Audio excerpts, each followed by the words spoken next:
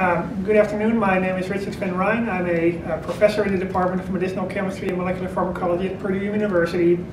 And my lab is very interested in drug discovery for treatments for neurological disorders, primarily alcohol use disorder addiction, opioid addiction, chronic pain, but also mood disorders such as depression and anxiety.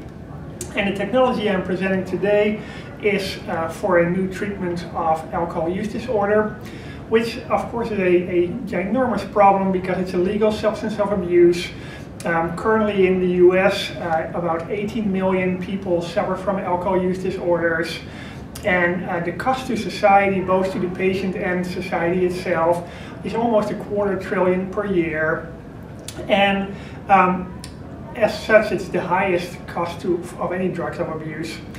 And the problem is that only 4% of all patients actually receive a treatment, a drug treatment to help them cope with their disorder.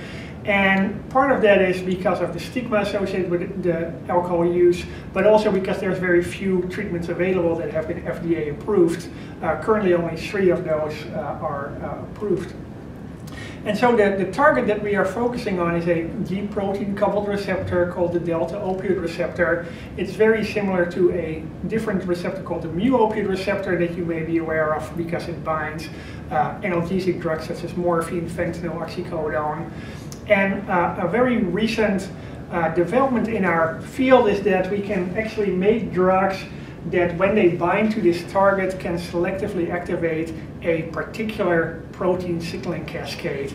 And the benefit of that is that we can harness a therapeutic effect and avoid a side effect. And in our case, if we go through a pathway with G proteins, we can actually reduce alcohol consumption.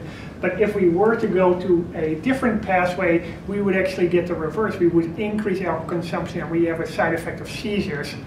And so in the image you see here on my right side is data that we have produced in the lab that shows a very linear correlation between if a drug targets the G protein pathway or the beta-arrestin pathway in what the effect is on alcohol. And you can see that if it interacts with G protein, it is beneficial, it decreases consumption.